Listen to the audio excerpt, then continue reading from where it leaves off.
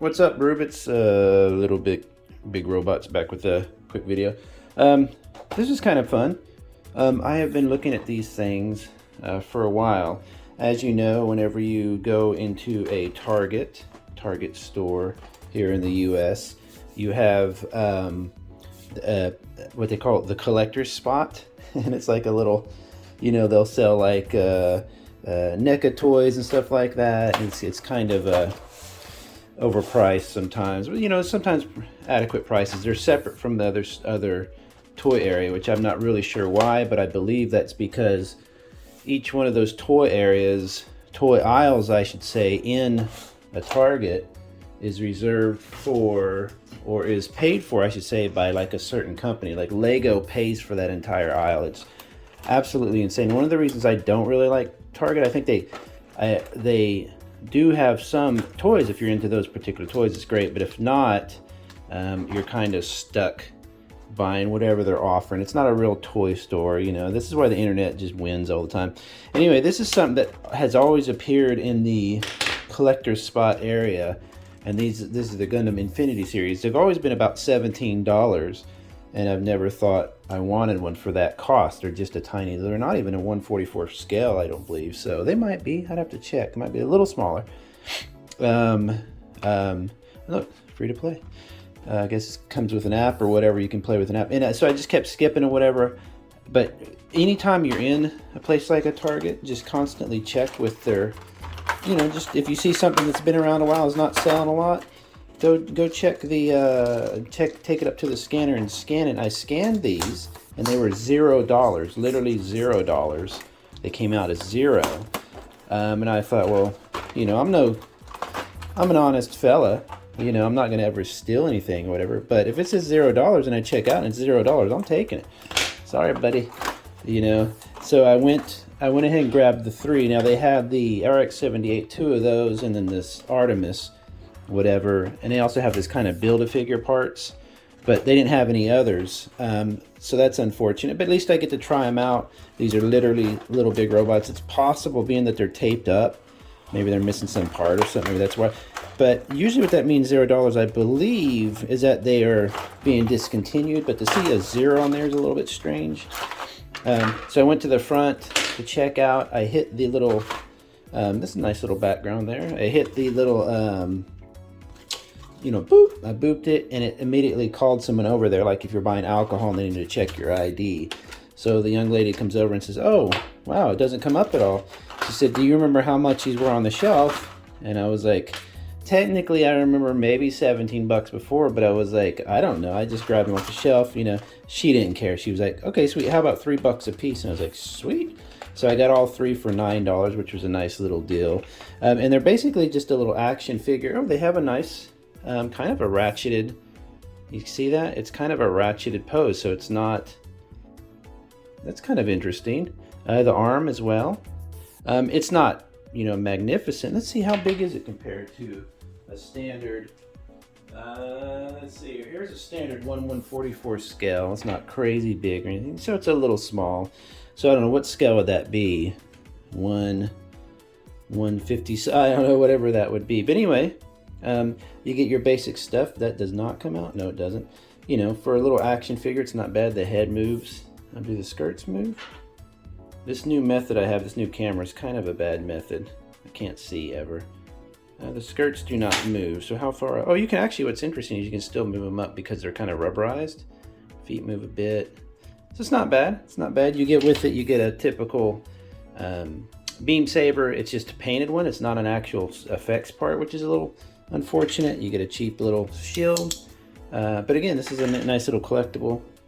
Kind of an interesting thing. All right, since I already have that one there, I might just leave that in the box. I'm not a box leaving person, but I wonder if you can just pop the arm off because of this. Yeah. So that's kind of cool. It'd be a nice little modular line, maybe. Does it go on?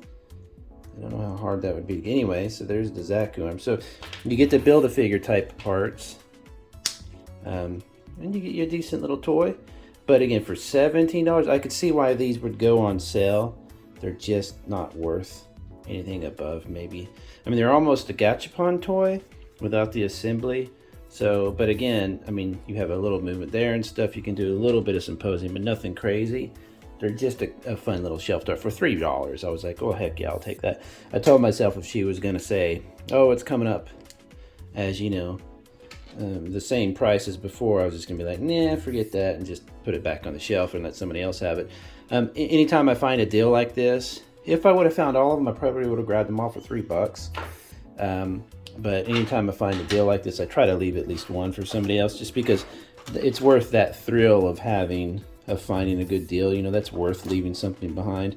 But for $3, I would have, let's just say this, if I would have found each one, I would have bought each one of a type and then left probably behind some redundancy ones. But if I found, you know, if it was just a million RX-78s, I wouldn't have bought all the RX-78s, if that makes sense. I bought just 2. But it didn't look like to me there's any left. See how they're taped up? I have a feeling somebody, you know, maybe they just started coming off of the thing anyway, and they just weren't doing well, so they just kind of sold them for dirt cheap. I don't know what the app here is. Free to play. This is called Build Your Own Gundam. Is this based off of the fighting game, the little mobile fighting game? There's a few fighting games out there with Gunpla that are kind of interesting, but most of them, from what I understand, are pretty garbagey. But there's a new one that's supposed to be pretty good. This is a cool looking one. You get the Zaku head, which is fine. This one looks kind of interesting. The Artemis. I honestly can say I've never heard of the Artemis. Then again, I'm not on my Gundams. I don't really like Gundam. That's not my favorite suit by any means, so I kind of ignore all the different types. Does that just go like that? Or is it... Let's see here. Oh yeah, see they're meant to build, you know, to snap apart and stuff. So that's a shoulder weapon.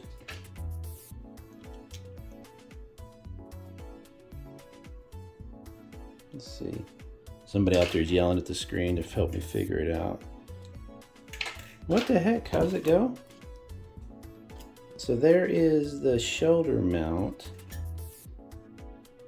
Goes behind there. I wonder if it's like this. And somebody help me out in the comments, because I have no idea. I do not. Oh, that's a smaller plug, so it has to go into this. Right? Oh, are there 2 here? I didn't even notice. Does it spread out? Oops. Ugh. Oh, I see. Cool. So they do spread. Let's do that. There we go. That makes sense. I get it wrong the wrong way there. So something like that. With that there. That there.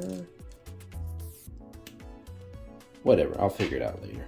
And then this goes up in here somewhere. So whatever. So cool, interesting looking kit or toy for $3 again. I have no problems buying that. But would I buy them for anything else? No. You don't even really have any movement or posability with these. What's funny, a lot of the gachapon type of kits you'll get in Gundam don't pose almost at all. And it to me, I like a gachapon collectible type thing, but a lot of times the prices just, their models are not, for that price, for 17 bucks, I could literally get a regular HG kit, you know what I'm saying? And it would have many more details, much more posability. It might not be as toy-like. Like this could probably take more of a fall and stuff and a little bit more play, but for $17 or whatever it was, so for $3, heck yeah, I'll take that. So those aren't bad at all, really. They look kind of cool. I like the RX-78. It's nothing like groundbreaking. The RX-78 to me has always been kind of a boring. I know it's the Grandaddy and the one they're based off of, but I just thought it was a really boring kind of looking kit. The colors are kind of hideous, but not bad. Not bad. If you see some of these in the Target store, go to your collector's spot, check it out. If you know, make sure you always boop stuff. Go to the little boop station and boop it and see what it comes up in price, and maybe you wind up with a pretty decent little deal. There you go.